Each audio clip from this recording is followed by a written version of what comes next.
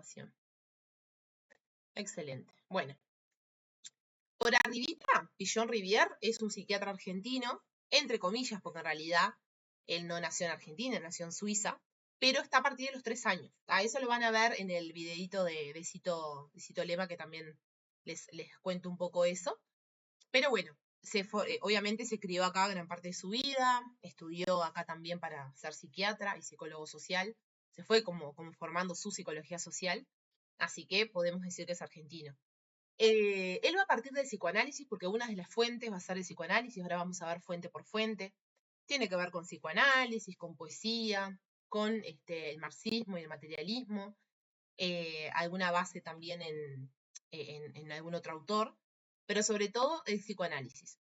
Digamos que a él le gustaba el psicoanálisis, él estudió desde muy chico psicoanálisis, desde el liceo, pero entiende que si bien está de acuerdo con las ideas de Freud principalmente, quiere ir más allá y no solamente busca estudiar la individualidad, no solamente le llama la atención cómo son los procesos internos de las personas inconscientes, sino que, como les pongo acá, quiere ir más allá y estudia cómo las personas, los grupos y las instituciones interactúan permanentemente en una sociedad concreta y en un momento histórico determinado. Acá ya hablamos de dos conceptos donde él los va a repetir mucho y tiene que ver con las situaciones concretas de existencia, se le dice, ¿no? Del ser humano. En qué momento de la vida puntual está sucediendo una interacción. Y además el momento histórico. A ver, nosotros nos vamos acompasando y nos vamos socializando dependiendo del momento histórico en el que estamos. Hay cosas que se pueden hacer de una manera en cierto momento y otras que no. Se me ocurre como para ejemplificar, no es lo mismo una persona que haya nacido en dictadura a una persona que no nació en dictadura. Sin ir más lejos, si pensamos en las generaciones pandemia o pospandemia, también son muy diferentes. No, perdón, prepandemia, pospandemia. Hay cuestiones de lo social y de lo económico, de lo cultural que fue cambiando y por ahí también se cambia lo que son los vínculos. ¿Tá? Por ejemplo, podemos pensar en los cambios que hay a nivel de interacción redes sociales. Tal vez en la época cuando yo iba al liceo tenía celular, había SMS, MMS para mandar fotos, pero uno iba borrando letritas para no pasarse de un peso del SMS, ¿no? Hoy en día, ¿qué pasa? Hay un acceso tremendo y gigante, donde todo puedes contar al mismo momento que estás pasando, donde puedes mandar millones de mensajes y no hay límites. Entonces, un poco les cuento esto para poder bajarlo a tierra. Y Pichon-Rivière, además, es bastante actual, digamos, él murió en el 77, podemos verlo como bastante actualizado. Bien, durante muchos años existió un debate entre, bueno, ¿cómo explicamos científicamente la relación entre individuo y sociedad? Se da como este dualismo o esta forma de ver las cosas y como un encontronazo entre, bueno, ¿qué primero, no? ¿Qué se puede enfatizar de estos dos? Y acá es donde aparecen los autores sociologistas y los autores psicologistas. ¿Se acuerdan que la última clase hablamos de la psicología social sociológica y la psicología social psicológica? ¿Se acuerdan de eso? Qué raro, apareció un perro por la ventana. Sí. Bueno, un poco bajándolo a la psicología de Río de la Plata también se daba acá, ¿no? Seguían como, bueno, en esos dos bandos, sobre la primacía de la sociedad o sobre la primacía del individuo. Puntualmente, los sociologistas planteaban que la sociedad determinaba completamente el comportamiento de cada persona. La persona nacía, ya había normativas, formas de proceder y cosas que se esperaban a nivel cultural. Y por otra parte, los psicologistas decían lo opuesto, que cada persona era el principal factor que explicaba la conducta social. Como que la actuación de cada uno por individual, en su individualidad, iba a explicar la conducta de toda la sociedad, ¿no? Ninguno de los dos suena muy loco, tiene como mucho sentido. Pero Pichon-Rivière busca de alguna manera superar este debate simplista, ¿no? Porque es un debate simplista pensar que está primero, que está después, en vez de pensar en la interacción de estos y de la importancia de ambos. Este debate de individuo-sociedad. Y afirma que ambas realidades se influyen mutuamente todo el tiempo. no es solo la sociedad determinada al individuo, determinando, perdón, al individuo, ni el individuo imponiendo su voluntad a la sociedad, sino que el ser humano es un producto activo, acá quédense con producto activo, ¿no? Del encuentro constante entre sus experiencias internas, como emociones, recuerdos, fantasías, y las externas, que son las relaciones, grupos y cultura.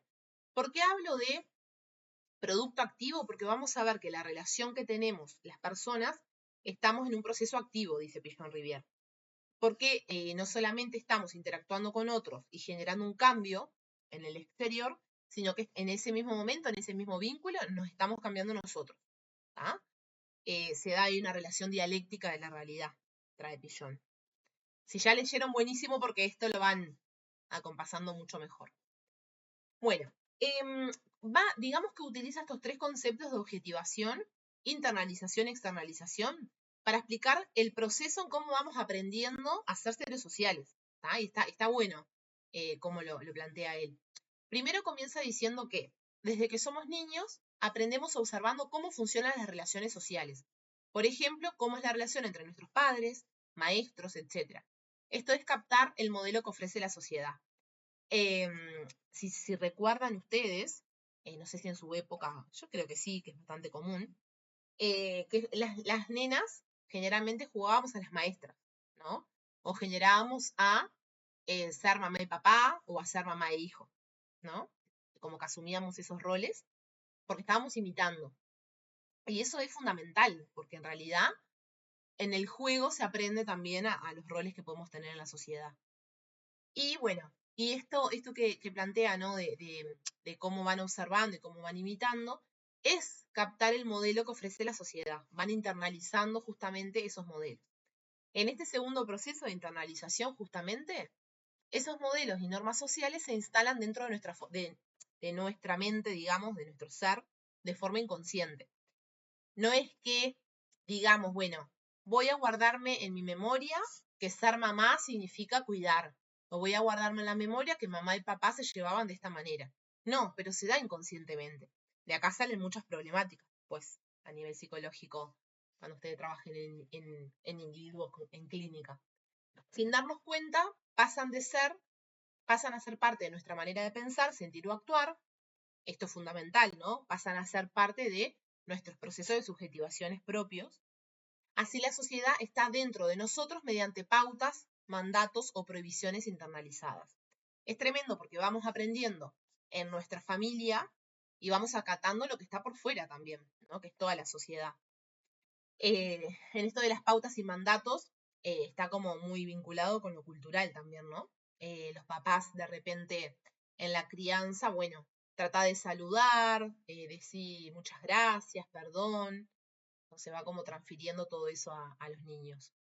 Y en el proceso de externalización, luego actuamos estos modelos y pautas a través del desempeño de diferentes roles sociales, pero no los repetimos mecánicamente, acá está la clave, sino que también podemos cambiarlos, cuestionarlos y transformarlos en nuestra interacción cotidiana. ¿Por qué digo que es importante esta última parte? Estaría bueno que todos podamos saberlo.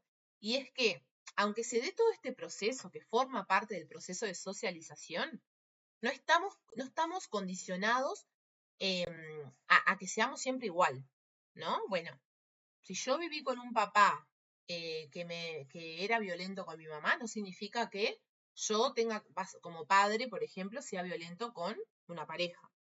Estoy dando un ejemplo como muy básico de vínculo. Pero que está bueno pensarlo, ¿no? Esto de podemos romper con estas cosas que vienen desde nuestros antepasados. Y es un poco eso, es la posibilidad de cambiarlos, cuestionarlos y transformarlos de acuerdo a nuestras personalidades también. Pero sí, la realidad es que se da así este proceso. Son 3 puntos o 3 procesos o etapas del que nadie escapa, de que todos pasamos por ahí. En este pasaje, digamos, en este movimiento, como nombra Pigeon, que es de afuera hacia adentro y de adentro hacia afuera, una relación dialéctica con la realidad, es la llamada dialéctica y es clave en la psicología social que trae Pigeon. Así él logra integrar las aportaciones del psicoanálisis, centrado en lo que sucede dentro de cada persona, y de las investigaciones sociales, centradas en los vínculos, roles y la sociedad. Él nunca nunca se enfrenta al psicoanálisis, eso quiero aclararlo también, como en otras corrientes que pasaba. No se enfrenta al psicoanálisis, pero sí quiere ir siempre más allá, lo toma con mucho respeto, como esto de toma del psicoanálisis lo que le sucede a la persona en su interno, ¿no? Pero a esto que le suma lo social, las investigaciones sociales, mostrando al ser humano como resultado activo de un permanente intercambio con su entorno social histórico. También anteriormente les decía esto, grábense que habla de procesos activos, donde las personas estamos en interacción constante con el medio. ¿Ah? Les voy medio repitiendo como loro conceptos muy importantes. ¿Hasta acá vamos bien? Sí, sí. Excelente. Bueno, como les decía, vamos a hablar un poquito de historia por arribita, de la historia personal de Pillon, pero no en términos de dar la bibliografía, bibliografía no, biografía, sino en términos de qué importante que fue su propia historia de vida para las teorías que él crea. ¿Ah? Bueno, dijimos que nació en Suiza, a los 3 años se vino al Chaco. Esta infancia estuvo marcada por un entorno natural salvaje y de múltiples influencias culturales. Estaba influenciado por la cultura guaraní, por lo que estuve viendo. De hecho, aprendió guaraní. Había una pregunta, yo no puedo creer, te juro igual. Había una pregunta en un examen un día que preguntaba qué idioma sabía Pillon Rivière. Y eso les quiero decir que está en el texto, que es inglés, francés y guaraní. Ah, se las tiro por si no creo que vuelvan a esa pelotudez, pero bueno. En fin, los profes sabrán qué ponen. Hay cosas más importantes igual. Desde joven mostró interés por diversas disciplinas, medicina, deporte, pintura y especialmente la poesía. Él va a escribir en su adolescencia escribe poesía porque se encontró con un autor, que ahora se los nombro, es un nombre medio difícil, donde lo tomaba de modelo, digamos. Su ambiente familiar además fue complejo, ya que él era el único medio hermano entre 6 hermanos. Esto se los quiero aclarar, porque si lo leemos así no queda muy claro. Básicamente, él descubrió a los 7, 8 años que papá y mamá tenían más hijos, ¿tá? Que él formaba parte de lo que sería una familia ensamblada, ¿no? Pero bueno, se lo escondieron por algún motivo. No me pregunten a dónde estaban los hijos de los papás, porque ni idea. O sea, él era medio hermano de todos ellos. Imagínense criarse hasta los 7 años pensando que sos hijo único y enterarte que tenés un montón de hermanos por parte de mamá y por parte de papá. Una locura. Por eso habla de un ambiente familiar complejo. En realidad, ¿por qué era complejo? Porque generó en él vínculos afectivos confusos y sentimientos profundos de tristeza. Esta tristeza, confiesa el mismo Pillon, que lo acompañó desde niño como algo presente, fijo, lastimándolo siempre y sin saber por qué. Desde entonces usó esa tristeza como motor para estudiar y entender más profundamente la psicología humana. Es re interesante porque ningún estudio o ninguna profundización que haga un investigador, un psicólogo, un médico, no está acompasado con lo que es su vida. Y Pillon Rivière es uno de ellos, o sea, él en parte estudió la mente humana y los grupos y cómo se ven los vínculos por su propia historia. ¿tá? Así que eso está bueno que lo maneje. Se recibe de médico psiquiatra y trabaja en el Hospicio de las Mercedes, que era un psiquiátrico. En ese momento se llamaba manicomio y otro nombre que ahora no me acuerdo. En este lugar se enfrenta directamente con el maltrato que sufrían las pacientes por parte del personal debido al desconocimiento sobre salud mental. Él entendía, como médico psiquiatra, que los enfermeros maltrataban a los empleados, a los enfermos porque no entendían de salud mental y pensaba que los enfermos los estaban enfrentando a ellos, a los enfermeros, ¿no?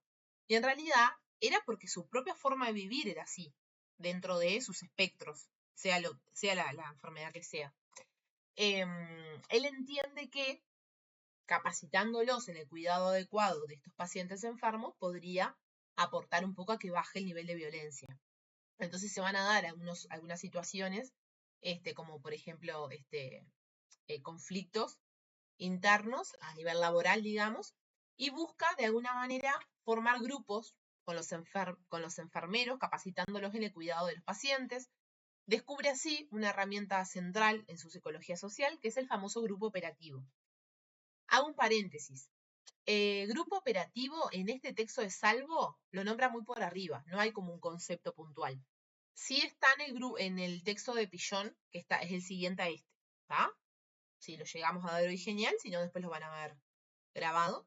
No tiene mucha ciencia igual. Pero básicamente en este grupo operativo lo usa como un método sobre el aprendizaje colectivo y cómo este ayuda a comprender y resolver situaciones de conflicto y enfermedad.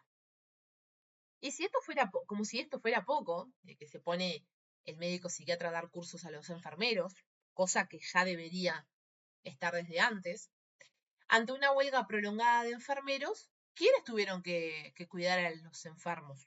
Porque ahí quedaba un vacío impresionante.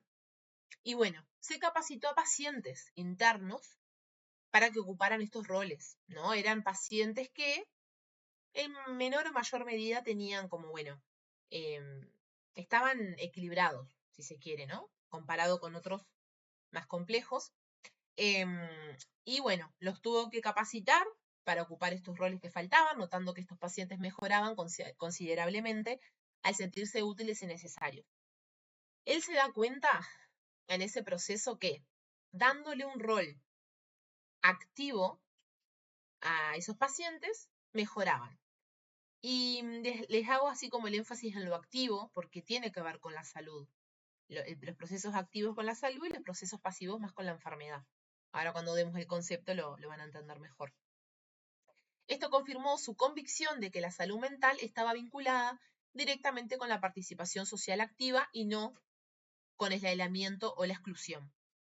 Ahí empieza a crear como el concepto de salud, ¿no? Entendiendo que si nosotros como sociedad extraemos de la sociedad o los apartamos a los enfermos mentales, los estamos enfermando más, no estamos mejorando. Podríamos hablar también de las cárceles, si son realmente, si se rehabilita o simplemente los metemos ahí que cumplan una pena, ¿no? ¿Se entendió esto del grupo operativo que generó en el hospicio?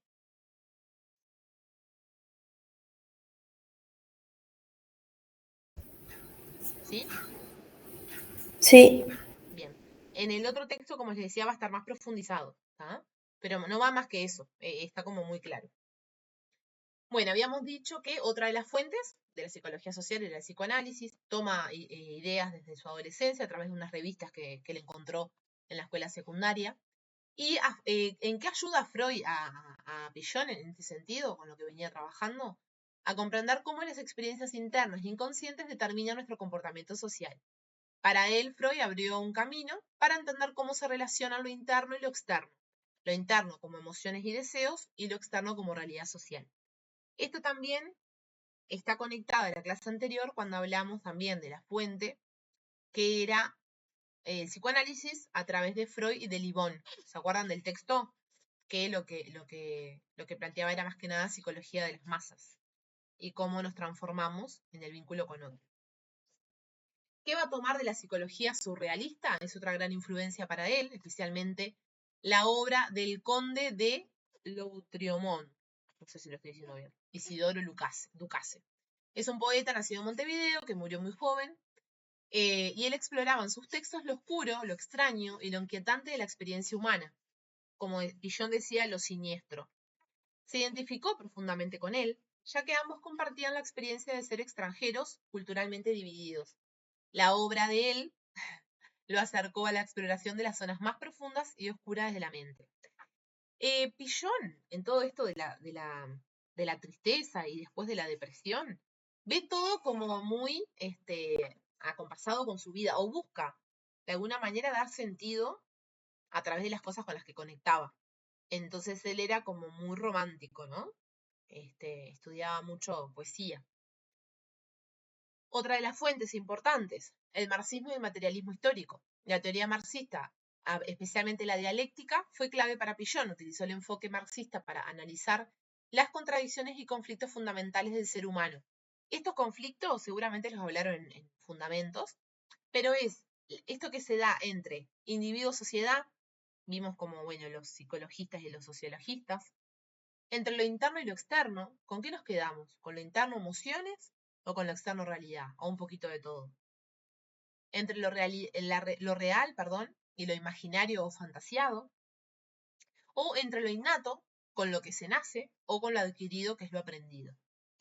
Esta dialéctica le permitió desarrollar un enfoque más completo y dinámico de la psicología humana, superando las visiones parciales del psicoanálisis tradicional y la sociología aislada.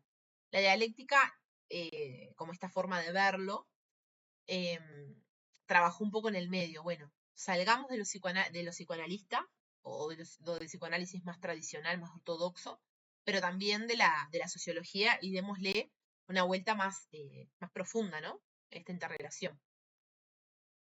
La tristeza como motor de búsqueda, su propia tristeza va a ser parte de su paradigma, va a ser parte de su forma de abordar sus teorías. El propio Pichon destaca la tristeza como un aspecto fundamental en su vida y en su trabajo intelectual. Desde niño, la tristeza lo acompañó siempre, llevándolo a estudiar intensamente para resolver su propio misterio interior. Esa es la Tati estudiando por qué tenía crisis de pánico a los 15, descubrió que quería ser psicólogo. De hecho, gran parte de sus investigaciones sobre salud mental, vínculos afectivos y adaptación social, tienen como origen este sentimiento profundo que él mismo experimentó y trató de comprender. La vida misma, ¿no? Bien, todas estas influencias se unen para dar lugar a esta psicología social que propone Pichon. Y está de más entender de dónde viene, porque después empieza a tener más sentido, cuando vamos directamente a su teoría o a cómo concibe los vínculos, las relaciones, o mismo el concepto de hombre o de persona. Esta psicología social pone énfasis en las condiciones concretas y reales en las que viven las personas. Esto también es clave. Condiciones concretas de existencia, condiciones concretas en las que vivimos. Grupos, las personas, grupos e instituciones. Si van de nuevo al texto anterior o a lo que vimos en la clase pasada, habían varias metodologías que se usaba a nivel internacional para abordar estos temas. Por ejemplo, la etnometodología, que se metían como en el lugar que iban a estudiar para poder entender ciertas cosas. Considerar al ser humano como resultado de múltiples factores emocionales, sociales e históricos, que interactúan permanentemente. Dialéctica, interacción constante. Pichon insiste en que la salud mental implica la participación activa, otra vez lo repite, y consciente en la transformación de la realidad cotidiana, y no solamente una adaptación pasiva, no solamente quedarnos a vivir en sociedad, sino hacer algo para vivir de cierta forma, ¿no? Somos como, nos hace responsable a nosotros mismos o a cada uno de nosotros de cómo vivimos y de las experiencias que tenemos. Así, su mayor aporte es haber creado una herramienta práctica y teórica, el grupo operativo que nombramos recién, para que las personas puedan entender mejor sus vínculos, resolver conflictos y transformar positivamente su entorno social, histórico y personal.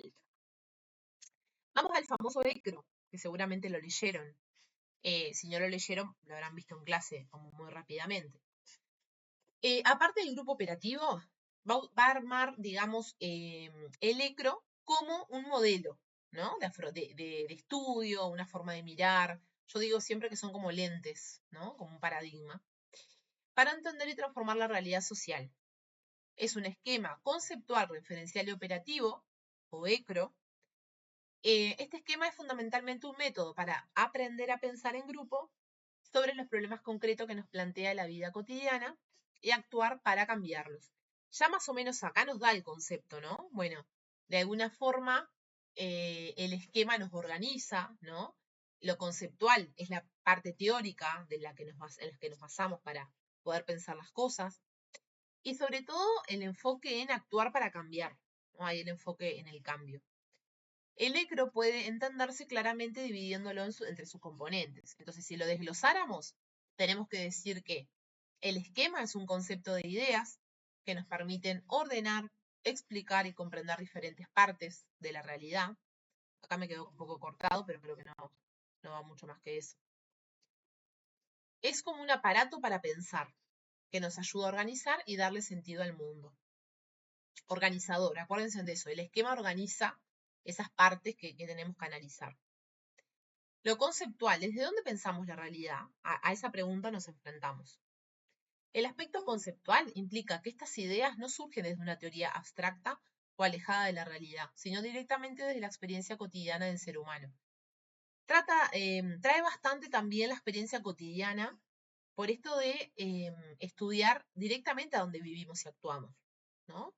Ya sea, pensémoslo de lo más básico, desde una pareja, desde una familia completa, como sea que esté constituida, desde escuelas, liceos, sistema de salud, todo lo que donde la persona esté viviendo y actuando. ¿Ah? El ECRO considera que la realidad se compone de distintos ámbitos o niveles donde vivimos y actuamos, más o menos lo que les decía recién, y se divide en 4. La parte psicosocial, la parte sociodinámica, lo institucional y lo comunitario. Lo comunitario también es como un área dentro de la psicología social que ustedes más adelante seguramente estudiarán. ¿Ah? Por ahora no se preocupen en saber mucho más. Bien. Lo psicosocial, lo que le pasa dentro de la persona en su interioridad emocional y psicológica. Es lo más profundo y tal vez de lo que toma del propio psicoanálisis, ¿no? Que ya venía pensando en el individuo. De lo sociodinámico es la interacción entre las personas en pequeños grupos. De lo institucional, cómo funcionamos dentro de las instituciones, escuela, trabajo, hospitales. Sirve para entender, por ejemplo, los grupos de trabajo, ¿no? Los equipos. ¿Cómo se conforman? ¿Están bien conformados para que puedan funcionar? Bueno, una de las bases de la psicología de las organizaciones y del trabajo, que tuve el placer de estudiar tanto en la facultad como fuera, es la psicología social. Porque al entender todo esto, es mucho más fácil poder intervenir. Y lo comunitario, la vida dentro de las comunidades más amplias. La comunidad va más allá del barrio, ¿no? Uno relaciona a veces comunidad con barrio, comunidad es mucho más amplio, y tiene que ver con las relaciones entre varios actores de la sociedad. Estos ámbitos están siempre relacionados y son inseparables. Desde ahí se forman nuestros modos de pensar, sentir y actuar en la realidad cotidiana. Ni más ni menos que los famosos procesos de subjetivación de los que habla mucho la facultad, ¿no? ¿Cómo nos subjetivamos en estos entornos? ¿Vamos bien con el ECRO? Nos queda la última parte de ECRO. Sí, sí. ¿Se va entendiendo? Yo me acuerdo que cuando estudié esta materia o psicología social, no me entraba en la cabeza con nada. Y hoy en día es como, bueno, le vamos buscando la vueltita. Así que muchas cosas las voy entendiendo luego de egresada. ¿Iba a decir otra cosa del ECRO? Bueno, y la última parte, digamos, o la anteúltima, mejor dicho, es la parte referencial, es para qué sirve este esquema, ¿no? Esta metodología. La función referencial del ECRO es ofrecernos un punto de referencia claro para entender la sociedad social e interpretarlo. El ECRO nos ayuda a orientarnos y a comprender lo que ocurre en nuestro interior, en nuestro alrededor. Gracias a él podemos identificar las causas de nuestros comportamientos, conflictos o dificultades.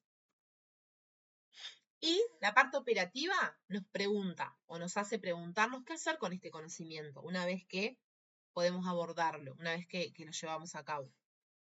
Para Pillon no basta con comprender lo que sucede en la sociedad o dentro del individuo. El conocimiento que adquirimos tiene que permitirnos actuar sobre esa realidad. A ver, piensen en un proceso de preproyecto de investigación en facultad, sobre un tema que a ustedes les interese. No es lo mismo que quede guardado en la facultad, el librito impreso, a que ustedes puedan llevarlo a cabo, ¿no? Si piensan algo en comunidad, que puedan pasarlo por su propio cuerpo, pasarlo por los cuerpos de los demás, ¿no? Es como mucho más enriquecedor. En otras palabras, para que un conocimiento sea verdaderamente útil y científico, debe llevarnos a intervenir en la práctica, modificando las condiciones concretas de vida, si es que hay que modificar. Mejorar siempre hay que mejorar. Así que los resultados de estas investigaciones llevan a poder mejorar. Bien, y nombra como muy por arriba en el texto, pero me parecía importante ponerlo igual, ¿qué disciplinas forman parte del ECRO? ¿No? ¿Cuáles son las partes teóricas, digamos, a las que se basa para crearlo.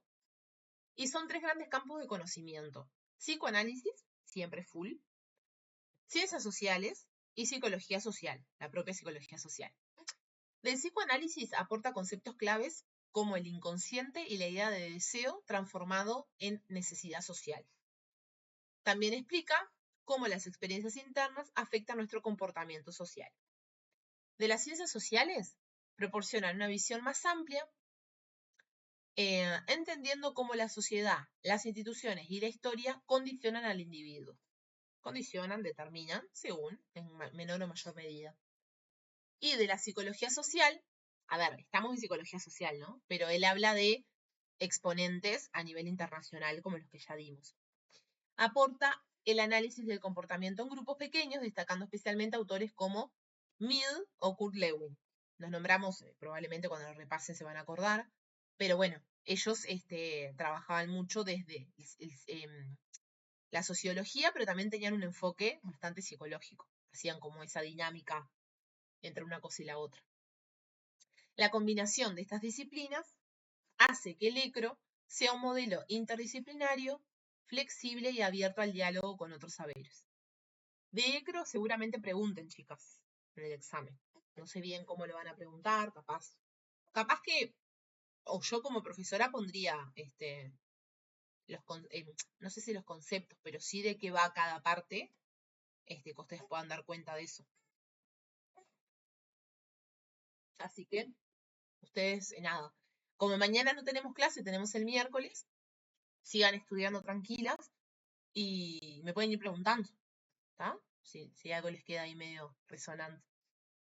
Cuando no me preguntan nada, yo no sé si no están entendiendo absolutamente nada o vienen entendiendo todo y sacando apuntes.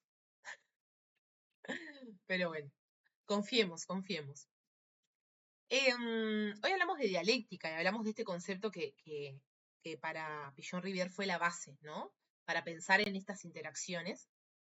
Y dice el proceso dialéctico del ECRO va a ser el sentir, pensar y actuar. El autor, Pillon, sostiene que en todo proceso de conocimiento hay 3 dimensiones fundamentales: sentir, pensar y actuar. Las personas sentimos y pensamos en relación directa con lo que hacemos en el mundo real. dentro de lo esperable o lo sano, ¿no? Hay gente que no. Las personas que están enfermas, alienadas, no lo están pudiendo vivir de esta manera, en esta combinación. El ECRO nos permite precisamente eso, integrar estas 3 dimensiones en un mismo movimiento dialéctico. Esto significa que nuestro conocimiento se genera a partir de la práctica cotidiana, que es el actuar. Luego reflexionamos sobre ella, o por lo menos sería lo ideal. Pensamos sobre cómo actuamos, y esto genera un nuevo aprendizaje emocional, y por eso acá entra la parte del sentir, que vuelve nuevamente a la acción en un ciclo constante. Básicamente lo que plantea es que estamos continuamente pensando, actuando, sintiendo, ¿no?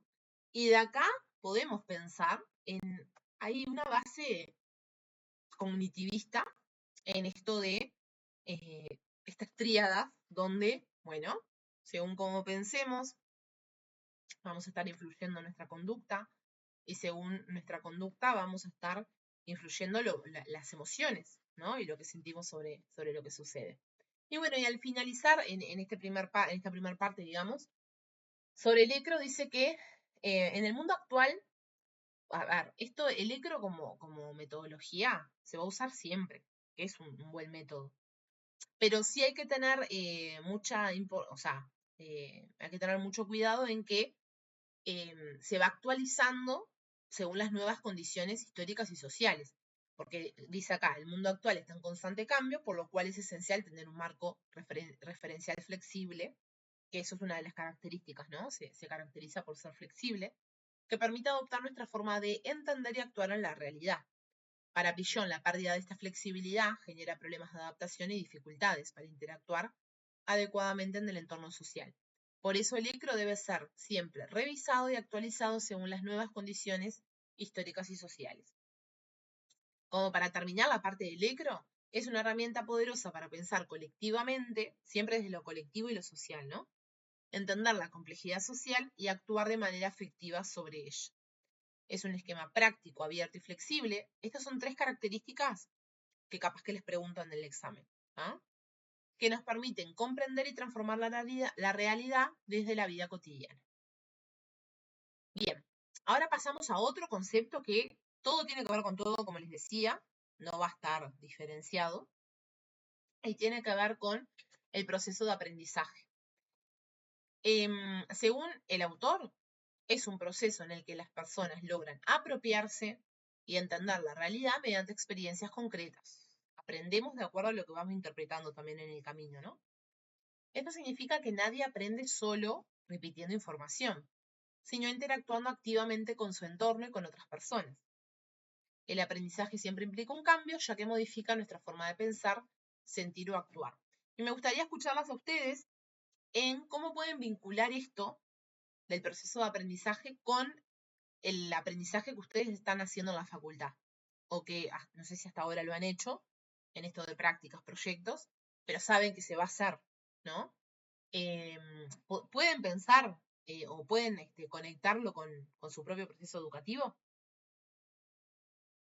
Las escucho mientras hago una cosita.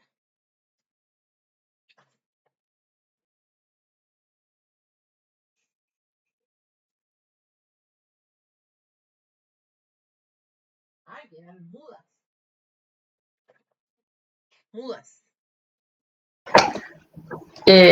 No sé, yo lo vinculo con capaz que, por ejemplo, con la materia referencial, que siempre se hablaba de eso como de que para el aprendizaje era muy importante el tema de las prácticas y como eso de todo lo que se haga en el campo, en el territorio, todo lo que podamos hacer, no es solo lo de leer toda la teoría, no sé qué, sino que vivirlo también era muy importante Excelente. Me y encantó que aprendíamos trajeras de eso. territorio, el concepto territorio y campo, ¿no?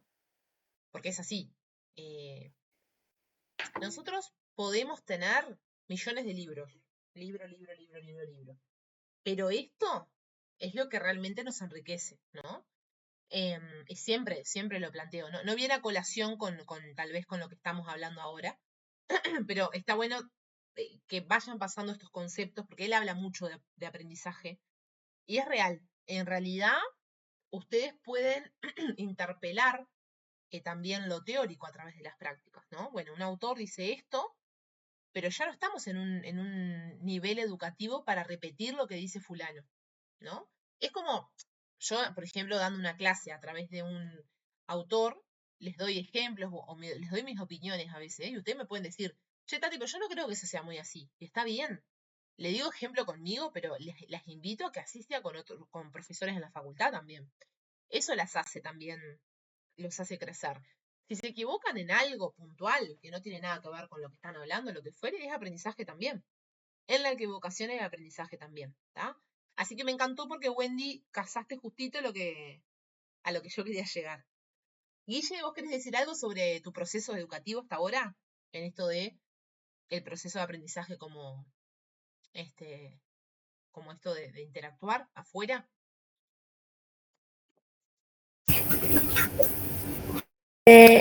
¿Cómo? Si querías contar, así como dijo Wendy, bueno, en referenciar, nos incentivaban esto a que vayamos al campo, al territorio. ¿Vos cómo lo venís viviendo hasta ahora? Bueno, el mío, a ver si me sale ahí. Ahí. El mío fue como más no, ahí mismo en la facultad, no salíamos ¿Qué hacían? en referencial. Tuvimos que ir, sí, una vez en vacaciones de septiembre iban unos niños que eran de funcionarios de la UDELAR, de Ahí la va. misma facultad o de la UDELAR, tipo de otra facultad, igual podía ser, y de trabajadores de ahí también. Y ellos iban y los estudiantes que estaban por egresar, digamos, como que hacían juegos con ellos, interactuaban, Ahí va. este, nos hacían hacer cosas así, nosotros teníamos que observar y en base a eso después hacer un trabajo final, ¿no? Ahí va. Bueno, No tal fue vez. tanto así de moverse, fue como eso y creo que después a fines, ya cuando estaba por terminar el semestre, tuvimos otro encuentro, pero ahí mismo en la facultad también. Bien, bien. Estuvo bueno, Obvio, si bien no salieron de la facultad, estuvieron claro. encarando otras cosas por fuera del aula. ¿no? Sí, sí. Que era como, bueno, observar. Ahora vamos a ver ciertos procesos de observación que se tienen que trabajar en la Claro. psicología social.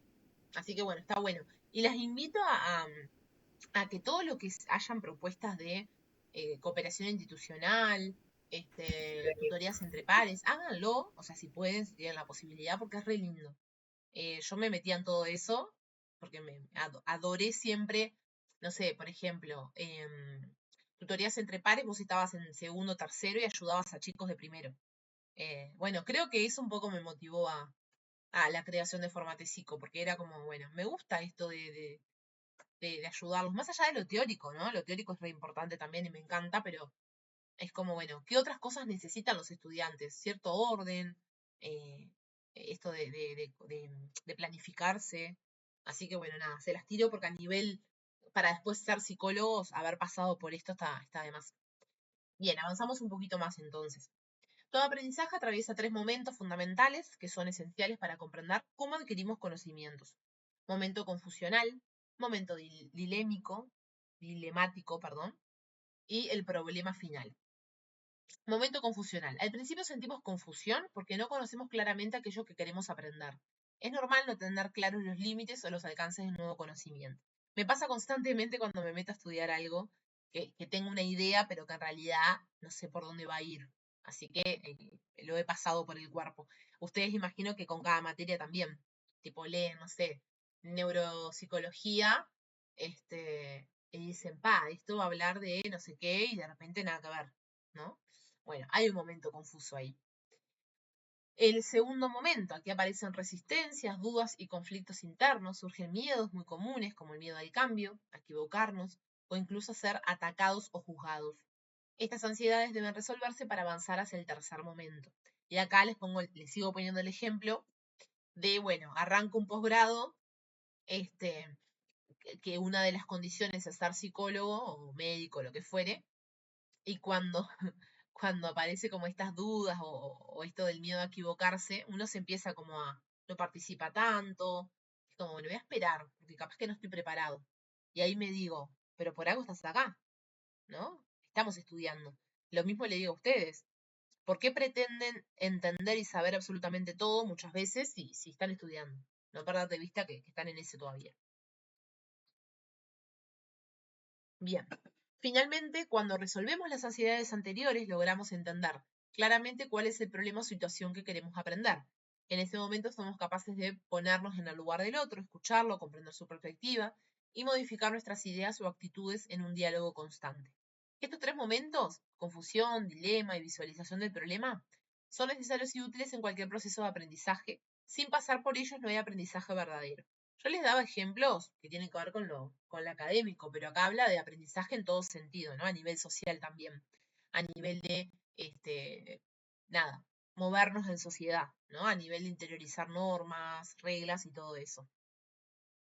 Aprender no solo es aceptar normas o contenidos acríticamente, al contrario, implica realizar una lectura profunda y crítica de la realidad.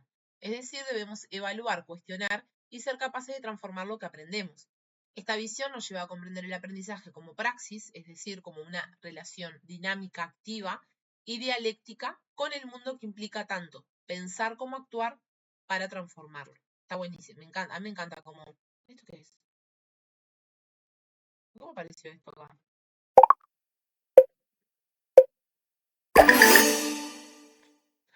No entendí qué es esto, chicas. ¿Se activó solo? Mira con lo que... La primera vez que veo eso en mi vida. Algo toqué seguro. A ver. Bueno, ahí desapareció. Ay, Dios mío. Qué locura. A ver dónde me quedé. Para que se me fue. Ahí. Ay, toqué el cero. Después voy a chusmear qué es. Toqué el cero y me apareció eso. Bien. A ver. Aprender como práctica. Bueno, relación entre enseñar y aprender. Dice que no son procesos separados, son parte de una misma única unidad dialéctica, ya que mientras enseñamos también aprendemos y cuando aprendemos enseñamos a otros. El rol docente y el rol de quien aprende se complementan mutuamente. El docente aprende de las experiencias de los estudiantes y los estudiantes también enseñan nuevas perspectivas al docente. Esto es lo que a mí me inspira a estudiar profesorado. Porque bueno, yo ahora doy clase de atrevida, aunque bueno, estoy habilitada por ser licenciada, pero en la facultad no nos enseñan didáctica o no nos enseñan cuestiones que tienen que ver con lo formativo. Uno la va piloteando como puede. Pero nada, está bueno pensar en esto, ¿no? Como técnica de estudio también. Eh, en cuanto pueda voy a armar otra vez, porque ya he dado como 5 talleres de técnicas de estudio. Ustedes van a ser, si quieren, mis estudiantes invitadas. Porque trabajamos mucho el tema de cómo aprendemos, como a nivel cognitivo. Y una de las técnicas es estudiar pensando que se lo tenés que enseñar a otra persona. ¿Ah? Eh, Creo que fue con ustedes que hicimos una dinámica un día, con un texto que lo partimos medio al medio, y teníamos que. Creo que yo estaba con Wendy, ¿no, Wendy? ¿Qué tal? Sí, Está. sí, estábamos juntas. Ahí va, yo le decía, y bueno, hay cierta presión de que le tenemos que contar a los compañeros que leímos, ¿no? Y ahí seguramente Wendy se acuerde de esos conceptos porque los leyó con ese ímpetu, ¿no? Así que se las tiro ahí como técnica. Bien, aspectos individuales y grupales del aprendizaje. Aprende tanto a nivel individual como a nivel grupal. A nivel individual podemos decir que cada persona lleva consigo estructuras internas, experiencias previas y emociones que condicionan cómo aprende. Esto de las experiencias previas son mortales. Ahora les voy a decir por qué.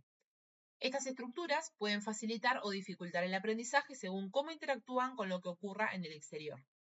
A nivel grupal, aprendemos con otros, interactuando constantemente en un ejercicio intersubjetivo entre personas.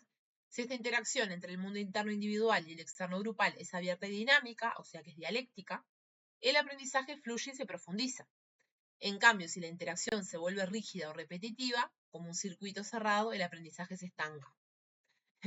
Acá creo que hay aprendizaje en facultad de psicología con algunos profesores o en cualquier otro ámbito, pero bueno, un poco a lo que va, me parece, y lo más importante es como, bueno, la importancia de aprender con otros, interactuando y que se dé como ese intercambio de yo aprendo de vos, vos aprendés de mí, de una forma dinámica y abierta, ¿no? Como que no todo está dicho, ¿no? Tenemos que poder cuestionarnos lo teórico, ¿no? Pillon compara este proceso con una trayectoria en espiral, dinámica y abierta, en oposición a una trayectoria rígida y cerrada. ¿Vieron los espirales de los mosquitos? No sé si se siguen usando, yo hace un montón que no veo. Bueno, esos espirales marcan un poco como esto que quiere traer Pillon. De hecho, creo que en algún libro anda por ahí algún dibujito. Vínculo. Para él, toda conducta implica un vínculo, no existe ninguna acción humana que no esté en relación con algo o con alguien. Siempre que actuamos, lo hacemos en relación a un objeto, ya sea una persona, un grupo o incluso algo inanimado. Toda conducta implica un vínculo. Esto es una cita, porque esta cita siempre está en los exámenes, hasta ahora, hasta lo que yo sé. Toda conducta implica un vínculo, toda acción en el mundo externo es una relación de un sujeto con un objeto, ya sea animado o inanimado. No se habla solamente de personas o de instituciones. Se habla del vínculo con cualquier objeto que tenga un significado para nosotros. Por eso habla de lo inanimado. El vínculo es una estructura compleja que involucra sujeto, objeto y relación mutua, como dijimos. Un sujeto es la persona que actúa. Un objeto con quién o con qué se relaciona, porque hablamos que no son solamente personas. Y la relación mutua que se establece entre ambas, donde hay comunicación, intercambio y aprendizaje constante. Presten atención acá. Hay unos conceptitos ahí que son re importantes. Esta relación es bidireccional, así que anótense por ahí. Una de las características del vínculo que trae Pillon-Rivière es que es bidireccional. El sujeto influye sobre el objeto y el objeto influye en el sujeto. Eso significa que es bidireccional. Serían como dos flechas enfrentándose. Además es bicorporal. Implica a dos cuerpos al menos, ¿no? Tiene que haber dos personas para que se genere un vínculo. Y tripersonal porque en cada vínculo actual están presentes también los vínculos del pasado, es decir, las experiencias anteriores que cada uno trae consigo. Eso es re importante también. Nunca nos vinculamos desde un lugar tabla rasa, ¿no? Siempre venimos con algo escrito, que es nuestra historia personal justamente. Por eso todo vínculo está históricamente determinado, eso es otro concepto, otra característica de vínculo. Vínculo históricamente determinado. Nuestras relaciones actuales están teñidas por las experiencias que vivimos con otras personas. Madres, padres, cuidadores, amigos. Nunca empezamos de cero. Yo no les dije esto, pero les dije lo de la tabla rasa porque me parece como que ya lo saben también. Y acá, ¿han escuchado algo sobre apego, apego ansioso, apego desorganizado? Es una teoría muy de la psicología del desarrollo. ¿Les suena?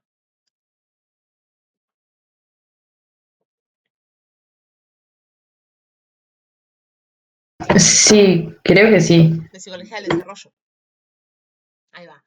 En esto, ¿no? Que habla de que el vínculo está determinado históricamente, nuestras relaciones actuales están teñidas por experiencias que vivimos con otras personas, madres, padres, cuidadores. Acá nada más ni nada menos están los momentos donde generamos un apego.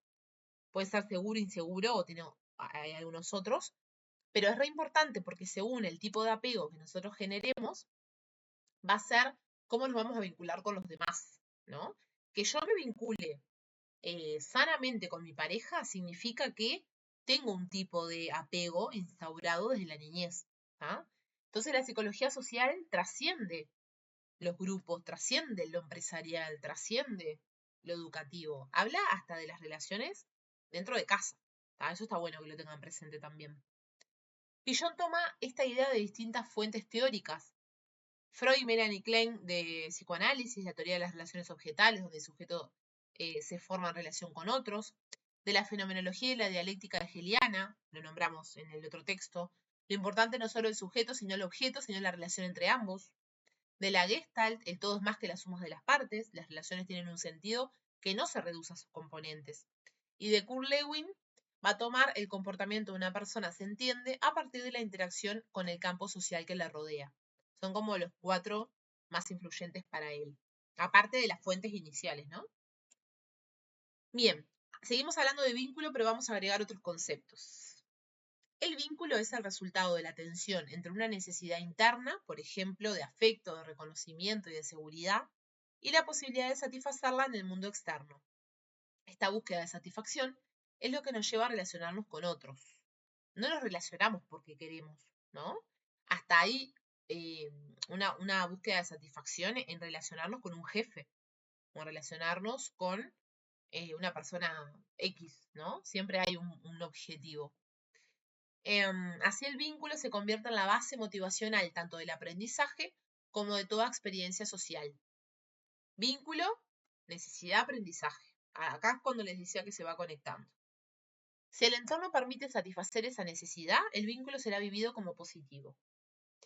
Y si el entorno frustra esa necesidad, se genera conflicto, ansiedad y dolor. Pero incluso en el malestar, el sujeto aprende de lo que, de lo que siente, y de lo que piensa y de lo que hace. Esto de pensar, sentir o actuar atraviesa este proceso. ¿Ah?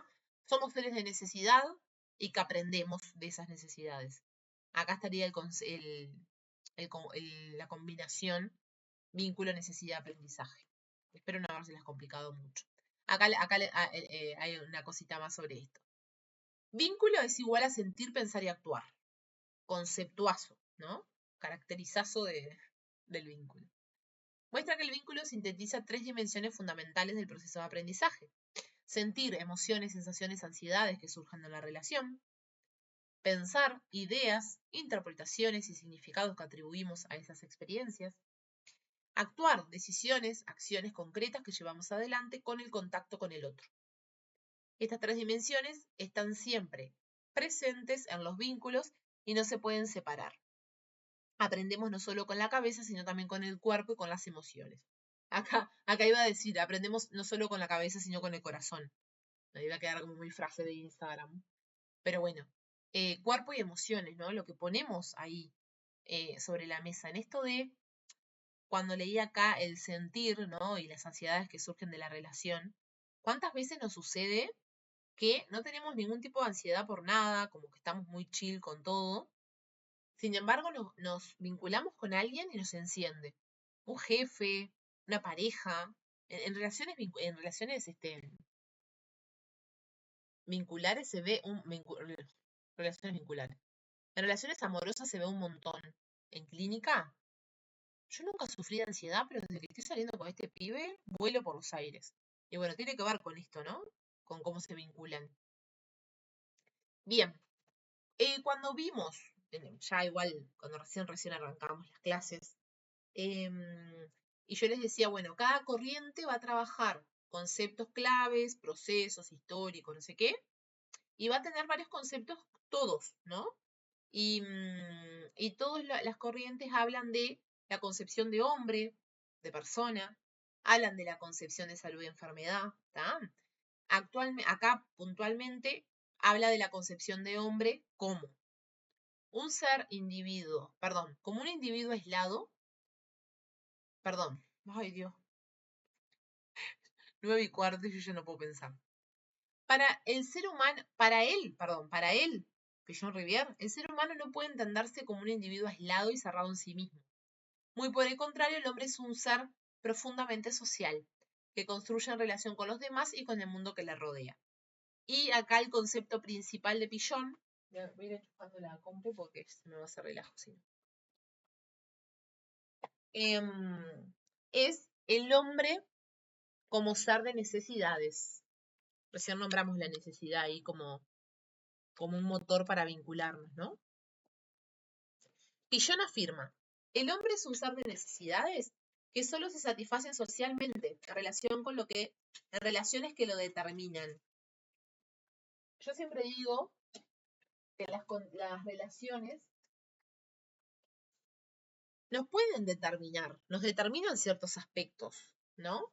Porque nos cambian, nos generan modificaciones, pero no deberían condicionarnos para siempre, ¿no? Es como, sobre todo trabajando con temas amorosos, es como, bueno, esto me hizo mierda, nunca más voy a poder hacer esto o aquello, y no, la realidad es que todo se puede aprender, hablando en conceptos de Pigeon Rivière. ¿Qué significa esto de que seamos un ser de necesidades y que satisfacemos socialmente? Esto significa que nuestras necesidades, ya sean físicas, emocionales o simbólicas, no se pueden resolver en soledad. Solo pueden satisfacerse dentro de una red de relaciones sociales. Por ejemplo, necesitamos afecto, alimento, seguridad, comunicación, y todo eso lo conseguimos gracias al intercambio con otros seres humanos. Un tema muy clave que se da mucho también en terapias individuales, pero que tiene que ver con lo social también, es el deseo de ser madre de muchas mujeres que llegan a cierta edad y no tienen pareja, por ejemplo. Y ahí, bueno, si te quedas aislado, no te vas a vincular con otras personas y es muy difícil que se genere un vínculo para poder, por ejemplo, procrear. Pero mucha gente, por todo lo que implica esto, se quedan como esperando que pase, ¿no? Y en realidad es un poco entender que necesitamos intercambiar con otros seres humanos justamente porque somos seres de necesidades y necesitamos a un otro para muchas cosas. Pero además no solo se trata de recibir lo que necesitamos, sino de participar activamente en esas relaciones, transformarlas y transformarnos a través de ellas. Concepto dialéctico nuevamente, ¿no? Como que todo vuelve. En esto de la relación dialéctica con el mundo, Pigeon trae una frase que dice: entiendo al hombre como configurándose.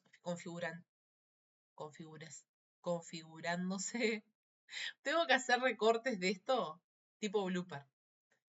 Configurándose en una actividad transformadora, en una relación dialéctica mutuamente modificante con el mundo.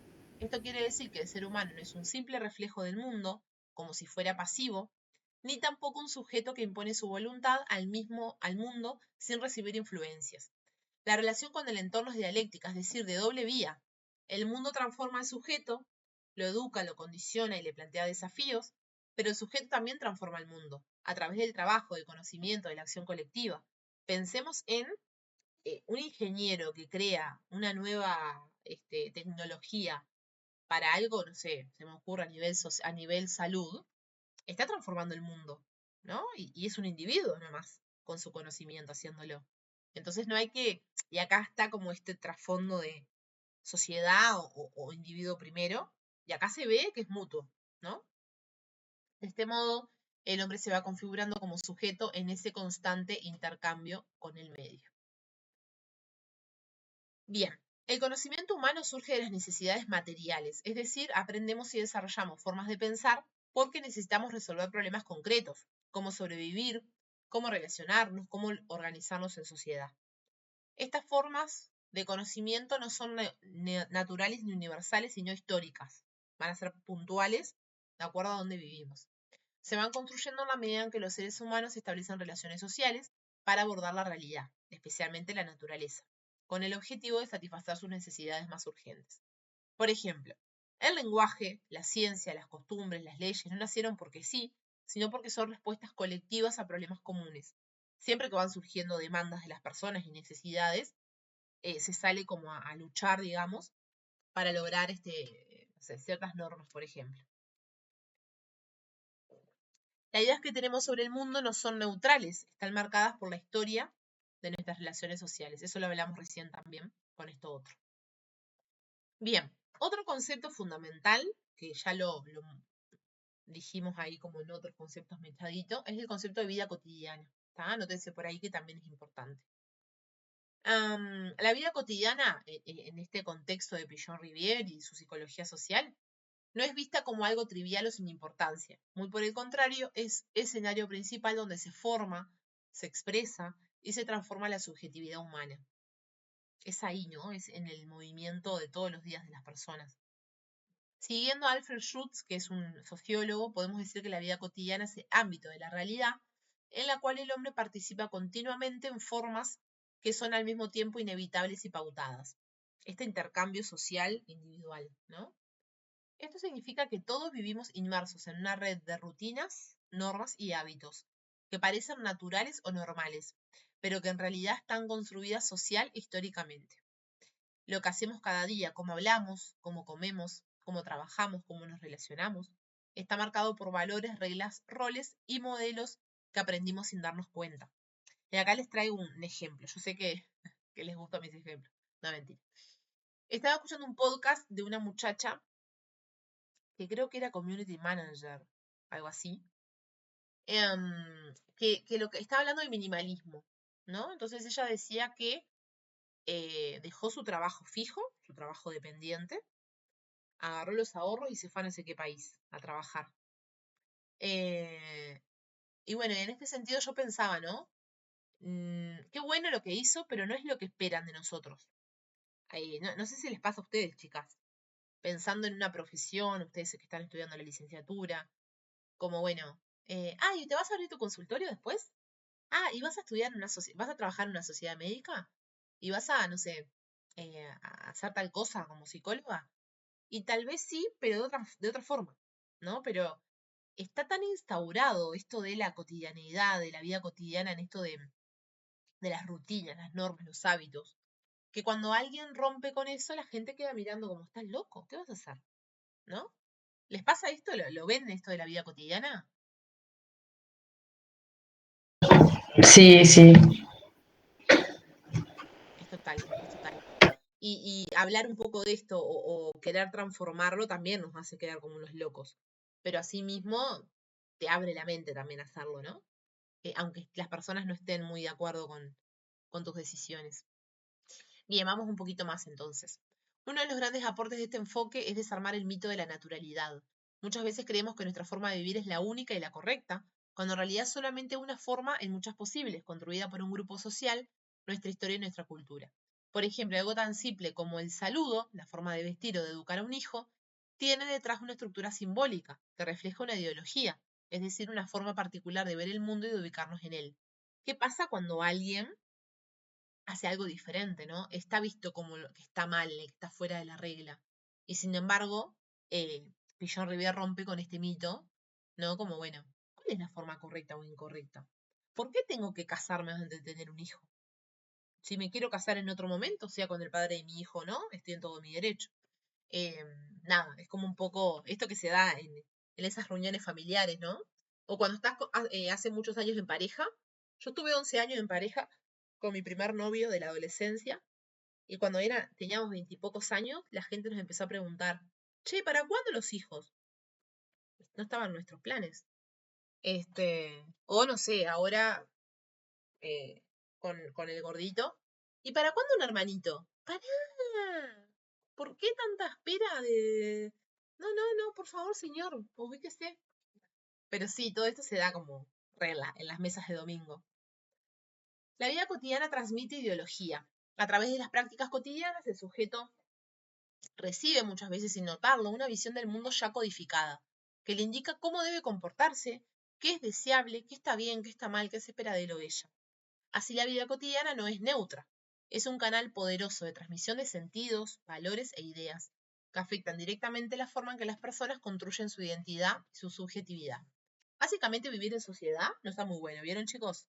Tendríamos que habernos quedado, no sé, irnos para un bosque en el medio de la nada con los monos, para que nadie espere nada de nosotros. Analizar la vida cotidiana debe convertirse en objeto de análisis, dice Pichon Rivière. Es decir, debe ser observada, pensada y discutida críticamente. Esto implica romper con la actitud natural, esa forma automática de aceptar las cosas, interpretar los hechos, preguntarnos por qué las cosas son así y no de otra forma, problematizar lo dado, entender que las prácticas cotidianas pueden y deben ser transformadas, habilitar la reflexión, crear espacios donde las personas puedan pensar su propia vida y sus vínculos y sus experiencias. Cuando se logra eso, el sujeto recupera su capacidad de acción y puede transformar su realidad en lugar de adaptarse a ella. Y un poco si lo pensamos con sus aportes a esto de los grupos operativos, reba con este pensamiento. Él analizaba la vida cotidiana desde ese lugar. Pichon Rivière va a construir un cono invertido, en su teoría, que es un esquema visual para comprender los procesos grupales, que él utiliza como una herramienta visual para mostrar cómo funciona el proceso de análisis y transformación de los grupos. ¿Tá? Lo vamos a ver, voy a ir directamente a la imagen y ahora les explico. Es este cono. ¿Tá? Lo copié y lo pegué del texto, así que no es nada fuera de lo que van a ver ustedes. Donde está el contenido latente implícito en la puntita, el vértice, manifiesto explícito en la parte de arriba, pertinencia, cooperación, afiliación, pertinencia, tele, aprendizaje, comunicación. ¿Ah? Vamos un poco para atrás y vamos a ver un poco más sobre esto. Cono invertido. ¿Qué representa el cono invertido? 3 partes fundamentales. La base arriba, donde se ubican las conductas manifiestas, es decir, todo lo que se ve y se escucha en la dinámica del grupo. Comentarios, actitudes, conflictos, silencios, bromas. Pueden hacer en su propia cabeza paralelismos, ¿no? O pensar en una empresa, en sus trabajos, si es que tienen, o en un estudio, lo que sea. En el vértice abajo, donde se ubican las situaciones básicas universales, que son fantasías, miedos o ansiedades inconscientes que no aparecen directamente, pero que influyen en lo que pasa en la superficie. Cosas en la familia, pienso yo, ¿no? Cosas que no se hablan, pero que están continuamente pujando ahí abajo, ¿no? Y que la persona quiere cambiar un montón de cosas, pero hasta que no se cambie la base de todo esto, no va a mejorar. La espiral dialéctica es el movimiento que conecta lo manifiesto con lo latente. Es esto, ¿no? Ese rulito en el medio. Representa el proceso de indagación, interpretación y transformación. Lo que está oculto se hace visible, lo implícito se vuelve explícito, y eso permite nuevas comprensiones, aprendizajes y cambios en el grupo. ¿Para qué sirve? Para interpretar y analizar situaciones grupales. Pichon decía que el objeto de todo trabajo grupal, el objetivo, perdón, es hacer explícito lo implícito, es decir, descubrir qué está actuando detrás de lo que se muestra. ¿Qué está apareciendo ahí atrás? ¿Qué no estás pudiendo decir? Tiene una base muy psicoanalítica, ¿se dan cuenta? Es decir, descubrir qué está actuando detrás de lo que se muestra. Esta tarea de interpretación permite trabajar con los conflictos, reducir miedos básicos y avanzar en un proceso de transformación grupal. Por ejemplo, un grupo puede manifestar aburrimiento, risas excesivas o silencios. En el vértice del cono, ese comportamiento podría responder a un miedo latente, que es la resistencia al cambio o la ansiedad frente a algo nuevo. ¿Ah? Es como un ejemplo. Esta espiral dialéctica representa un proceso abierto, no cerrado. A diferencia de un círculo que vuelve siempre al mismo punto. La espiral implica progreso, se produce un insight que modifica tanto al grupo como al individuo. Este movimiento constante entre lo manifiesto y lo latente es lo que Pichon Rivière llama proceso corrector. Permite mejorar los vínculos, romper estereotipos y aumentar la cooperación, la participación y el aprendizaje. En los vectores del cono están los indicadores del proceso grupal, que son afiliación y pertenencia, cooperación, pertenencia, comunicación, aprendizaje y tele. Los propone para marcar una dimensión importante en cuando se da la tarea. La tarea es ese objetivo grupal, ¿está? El tele, les voy a marcar acá lo que capaz no se entiende mucho. La pertinencia, si lo que se dice es adecuado para la tarea. Y el tele es el vínculo emocional recíproco entre las personas. Estos vectores ayudan al observador o coordinador de grupo a diagnosticar en qué etapa se encuentra el grupo, si está funcionando bien, si hay obstáculos o si hay necesidad de intervenir para facilitar el cambio. ¿Ah? Bien, hasta acá lo del vector del cono. ¿Ah? Voy a ver si les puedo agregar algo más, no sé si me van a dar los tiempos, de capaz un poquito más de pertenencia, comunicación. Igual en el texto, a ver si lo tengo acá abierto. No, no lo tengo abierto. En el texto tranqui porque está bien detallado. ¿Tá? Yo parece que quise sintetizar y no lo puse. Hoy dijimos concepto de hombre para Pillon Rivière. Ahora va a ser concepto de salud y enfermedad. Los conceptos de salud y enfermedad no pueden separarse del vínculo que cada persona mantiene con la realidad y con los otros. Es decir, no son condiciones individuales aisladas, sino procesos que se construyen dentro de un entramado social, emocional y comunicacional. La base del vínculo es la comunicación entre los miembros. Todo vínculo implica una interacción y para que esta interacción sea saludable debe existir una comunicación real. Según Pillon, este proceso tiene 4 condiciones fundamentales. Un emisor, quien envía el mensaje, un receptor, quien lo recibe, un código común, idioma o lenguaje compartido, y una decodificación adecuada, que es la interpretación del mensaje. Pero además la comunicación solo es verdadera si hay retroalimentación, es decir, si ambos influyen mutuamente. Cuando esto ocurre, se da un vínculo que permite el aprendizaje y la transformación. Si no, el vínculo se vuelve rígido e estereotipado. Y se hablaba de que hoy que los vínculos tenían que ser flexibles, ¿se acuerdan? Para que se pueda dar un proceso saludable, si se quiere. Bueno, plantea que hay 2 tipos de funcionamiento del vínculo, abierto y cerrado. El abierto como proceso dinámico, en espiral, donde hay diálogo entre lo interno y lo externo, favorece el aprendizaje, la creatividad y la salud, pero donde hay un circuito cerrado en el tipo de funcionamiento del vínculo, es rígido, repetitivo, la persona actúa siempre igual y no puede cambiar, no puede aprender. Aquel vínculo se vuelve obstáculo y se favorece la enfermedad o el sufrimiento psíquico. Cuando hablamos de adaptación activa y pasiva, nada más ni nada menos hablamos de salud y enfermedad. La pasiva como la enfermedad. Es una forma de ajuste superficial donde la persona parece adaptada, se viste, come, duerme, pero no hay transformación interna. En el texto hay algunos casos ahí donde nombra, bueno, se veía muy bien, pero en realidad no estaba tan bien, ¿no? En esto del experimento del hospicio de las Mercedes. El paciente se comporta de manera normal, pero su conducta es automática, vacía, sin sentido crítico ni capacidad de cambio. Esta falsa normalidad muchas veces confundida con curación, a esto me refería, especialmente en entornos psiquiátricos que no trabajan sobre el fondo de los problemas. El mundo psiquiátrico sabemos que es pastillita y a dormir, ¿no? No se explora mucho. En cuanto a la adaptación activa, que es a lo que le llamamos salud en términos de Pillon, es un proceso dialéctico. Mientras la persona cambia, también cambia su entorno y ese nuevo entorno lo transforma nuevamente a él. Se genera una espiral de aprendizaje y de transformación, donde el sujeto participa activamente de su entorno. Implica romper, déjame hablar acá el señor, implica romper estereotipos, modificar roles y asumir un lugar diferente en los vínculos sociales y familiares. ¿Se entienden los conceptos de salud y enfermedad? Se los pueden preguntar en el examen como adaptación activa y pasiva. ¿Ah? Ustedes tienen que poder identificar que la activa es la salud y la enfermedad es la pasiva. ¿Tá? Díganme si les quedó alguna duda hasta acá de esta parte.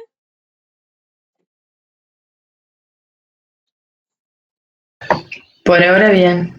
Bien. Perdón que justo estaba echando un mensaje importante. Muy bien. Bueno, conecta el aprendizaje como salud. Aprender es sinónimo de adaptarse activamente a la realidad. No se trata solo de adquirir conocimiento, sino de transformar aquello que se aprende en acciones que modifican al sujeto y a su entorno.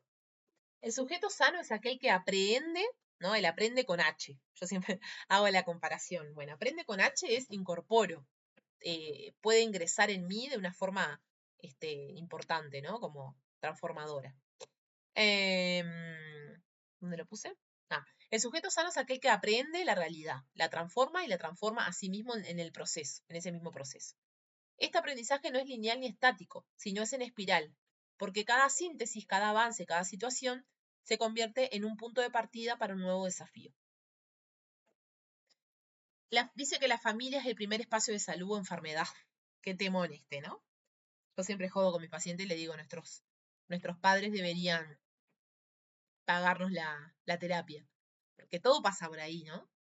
Pero bueno, a veces no es consciente, pero nos enferman muchas veces.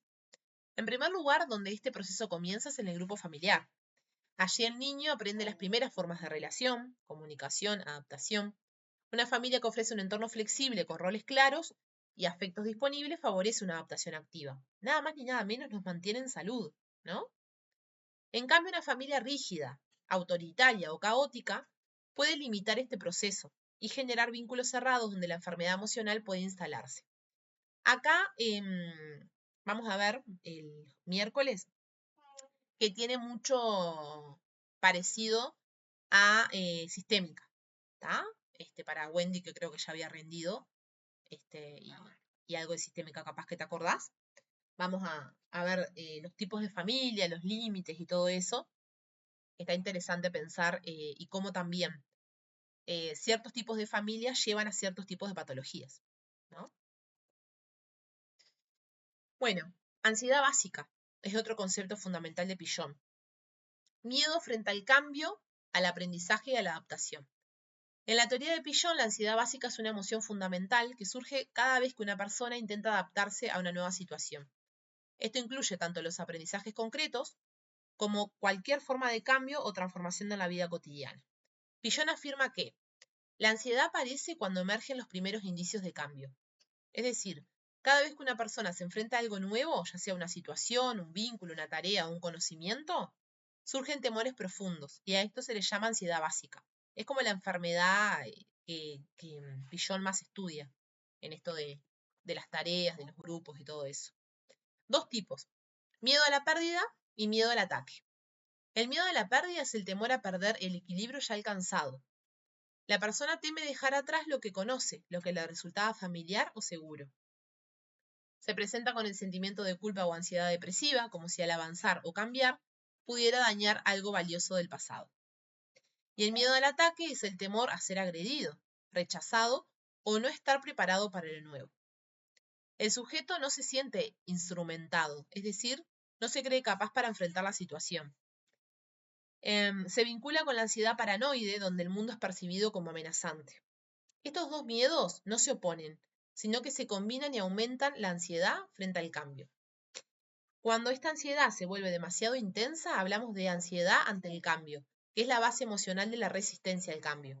Él habla mucho después en otros textos también sobre la resistencia al cambio, como dentro de los grupos, ¿no? Cuando se proponen nuevas tareas. Lo vemos también en psicología de las organizaciones. Cuando, no sé, a un colaborador se le cambian las tareas, la persona empieza a faltar. Y uno dice, ¿qué pasó? ¿Justo se enfermó ahora? Y no, te está mostrando que no se está pudiendo adaptar, ¿no? Algo tan simple como eso. Tolerancia y defensas. Una característica clave de la ansiedad es su intensidad o monto. Si la ansiedad es tolerable, puede ser elaborada y dar lugar al aprendizaje y la transformación. Pero si se vuelve intolerable, el sujeto recurre a mecanismos defensivos para protegerse. Piaget identifica distintos tipos de defensas psíquicas. La negación o la racionalización, defensas psicóticas como la fragmentación o el delirio, defensas perversas, criminales o suicidas cuando la ansiedad es tan abrumadora que se transforma en una conducta destructiva o autodestructiva. Estas defensas pueden aliviar momentáneamente la angustia, pero muchas veces bloquean el aprendizaje, impiden la adaptación activa y perpetúan el sufrimiento. Y plantea cómo disminuir la ansiedad básica. Y dice que la única manera es a través de dos procesos, de aprendizaje y de comunicación. El aprendizaje que permite integrar nuevas experiencias, entender lo desconocido, o sea, trabajar en eso, ¿no? En que sí se puede aprender. Y la comunicación que abre la posibilidad de compartir, de ser escuchado, de recibir apoyo y de reelaborar la experiencia. Ambos procesos permiten fortalecer el yo, es decir, darle al sujeto una estructura interna más estable y flexible, capaz de tolerar el cambio sin desorganizarse. A esto Piaget lo llama integración yoica, integración como personal. Bien, y por último, habla del concepto de depresión. Dice que es una experiencia estructural en el proceso de enfermar y de curar. Para Piaget la depresión no es simplemente un estado de ánimo bajo, sino una estructura compleja de la personalidad que aparece cada vez que una persona enfrenta una situación de pérdida, frustración o privación.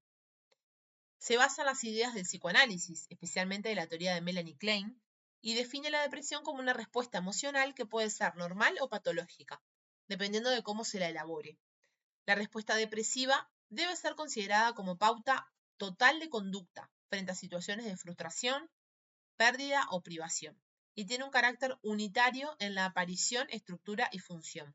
Él estudia mucho sobre depresión, recuerden, porque él mismo lo sufrió, ¿no? Tuvo muchos momentos de angustia y hasta en un momento tuvo depresión. De hecho, cuando estaba en las conversaciones con Cito Lema, venía enfermo. 5 formas de represión, según Piaget Rivière. Clasifica esta experiencia depresiva en 5 momentos que pueden aparecer a lo largo del proceso de enfermedad y tratamiento. Y estas formas no son compartimentos estancos, sino que se conectan entre sí y forman parte de la evolución emocional. Habla de la primera, la protodepresión. Es la primera forma y aparece cuando el bebé sale del útero materno. Se produce por la pérdida del entorno protector del claustro materno, que hasta ese momento le daba seguridad total. Creo que en psicoanálisis yo les decía que el primer duelo que vive el bebé es cuando sale la panza, ¿no? Porque ahí es cuando, o mejor dicho, el primer llanto habla de esa desconexión de su mundo, ¿no? Que era el útero materno. Es una experiencia universal, el primer duelo existencial, aunque no sea recordado conscientemente. Menos mal que no lo recordamos. Depresión del desarrollo o oposición depresiva. Surge durante el desarrollo emocional temprano del niño, cuando comienza a reconocer que el objeto amado, la madre, es también el mismo objeto amado a veces que lo frustra o se ausenta. Esto del amor-odio con la madre, ¿no? Pasa mucho en los adolescentes, de que, bueno, ay, mi madre es mi vida porque me compra los championes que yo quiero, pero cuando no me deja ir a algún lugar es la peor del mundo. Aparecen sentimientos de culpa, ambivalencia y deseo de reparación. Puede elaborarse saludablemente con mecanismos reparadores o de forma fallida, con mecanismos maníacos o regresivos. Depresión desencadenante. Es el inicio emocional de muchas enfermedades mentales. Se presenta cuando el sujeto sufre una pérdida concreta o una frustración muy intensa, como la pérdida de un trabajo, una relación, una expectativa o una parte del cuerpo. En este punto se produce una privación de objeto o privación de logros, que puede vivirse como impotencia instrumental. El sujeto siente que no tiene los mismos medios para alcanzar o recuperar lo perdido. El típico, o un ejemplo típico, es el fenómeno del miembro fantasma en amputados. ¿Han escuchado alguna vez de eso? ¿Del miembro fantasma?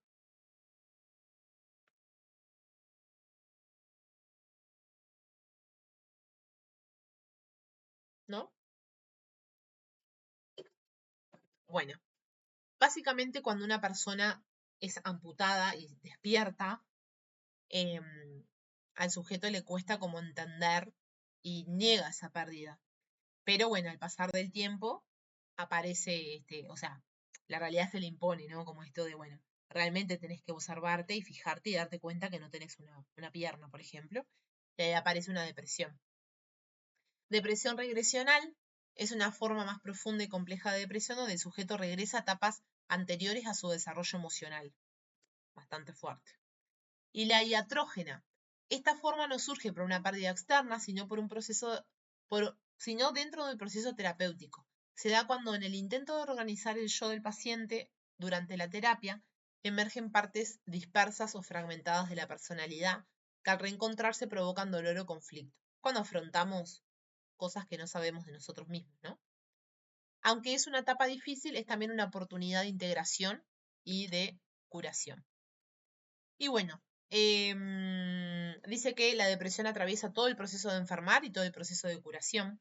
No se trata de un síntoma más, sino de una estructura emocional básica que aparece cada vez que hay una pérdida significativa.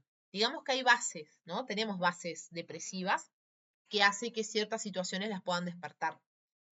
La manera en que esa pérdida es elaborada o no define si la depresión será transitoria y reparadora o si se convertirá en un trastorno persistente. Por eso la importancia de la terapia en duelos, por ejemplo, duelos importantes como puede ser pérdida de un familiar, a veces separaciones también son grandes pérdidas, pérdidas de trabajo, todo ese tipo de depresiones son posibles de ser reparadas, como dice Pillon, ¿no? Bien, les voy a grabar, ¿tá? Para liberarlas ahora. Entiendo que estamos las tres muertas. Les voy a grabar. Les voy a mostrar por arribita. Vamos a definir grupo operativo. Hoy lo nombramos, pero muy por arriba. Vamos a definir, vamos a hablar, perdón, de el tema de la tarea, que también lo hablamos como muy por arriba. Miedos básicos, resistencia al cambio, que hablamos. Vamos a hablar los roles en los grupos. El portavoz, el chivo emisario, el saboteador. La relación entre psicología individual y social, según Freud y Pillon-Rivière, un enfrentamiento ahí que se da como a nivel conceptual, ¿no? Un poquito más de salud, para ver si agregamos algo más diferente. Y las causas de la enfermedad única. Después habla un poco de aprendizaje, que ya más o menos lo abordamos. Y el último... ay, me sale. El último capítulo del texto habla de la formación de psicólogos sociales, ¿está? Escuela destinada a la formación de psicólogos sociales. Y les voy a explicar un poquito de eso, a hablar un poquito de eso, mejor dicho. Bueno, es mucho más. ¿Está? Así que, nada, sigan estudiando full psicoanálisis, full social. Estén atentas a la plataforma, igual yo les voy a ir avisando.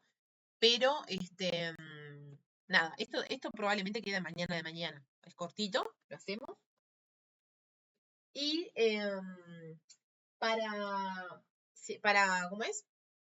Sistémica, les recomiendo empezar por, ¿cuál les había dicho? Denme un segundo. Creo que era Cowen. Bueno, no sé si se dice así. Déjame, sí, Cohen. Ya les digo de nuevo,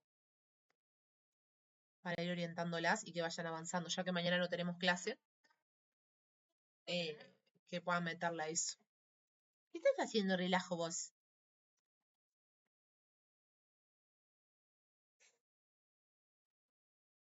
Vamos para acá.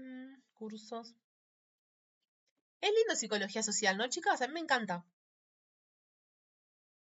¿Les gusta o les parece difícil? Sí, está bueno como con las cosas que lo relacionan y todo eso, como cuando habla de los grupos, la familia. Sí, se entiende mucho más, se baja mucho más a tierra. Claro, es como más en la cotidiana también. Ahí va. A ver, déjame pensar cómo fue que lo organicé yo. Ah, en Vidal, mira, miren, en Vidal, este prólogo, no lo están viendo, compartir. Vidal tenemos dos textos, prólogo y capítulo 1, y después tenemos del capítulo 2 al 5, ¿está? Lo que sucede acá es lo siguiente. En Vidal, prólogo y capítulo 1, va a estar toda la parte histórica, ¿está? Que como es media en volante, capaz que se las grabo, en vez de tener la clase de eso, ¿está? No sé qué opinan ustedes. Y capítulo 2 al 5, ahí sí son los conceptos tipo posta. Nos metemos bien en sistémica de lo que ustedes quieren saber. Porque si no, acá vamos a estar una clase entera hablando de, no sé, teoría general de los sistemas, cibernéticas, como algo medio. Así que prefiero armarles la presentación. En realidad ya está armada, ya lo tengo adelantado.